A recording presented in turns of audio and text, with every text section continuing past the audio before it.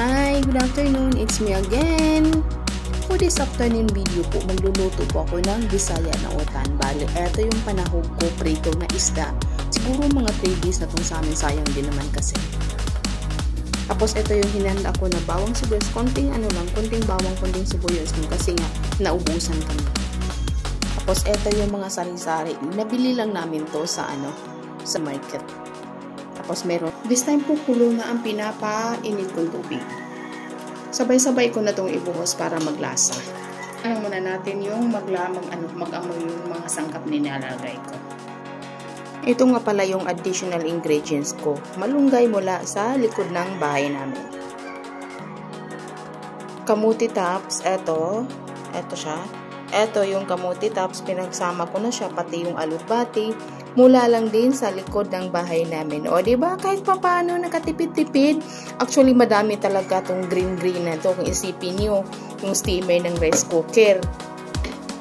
Punong-puno talaga to. Kasi nga, gaya ng sabi ko nung mga previous video ko, mahilig talaga ako sa gulay, lalo sa mga green. See you later po. Lulutuin ko to yung pinaka-paborito kong ulam. Kahit bata pa ko, sabay na siya.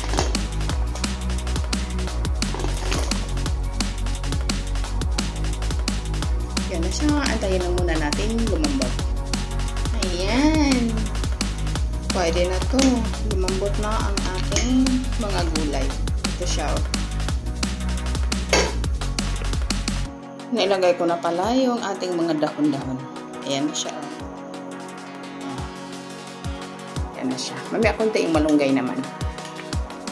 Diyan na si malunggay. O, diba? Green talaga. Ito yung pinakagusto ko talagang ulam.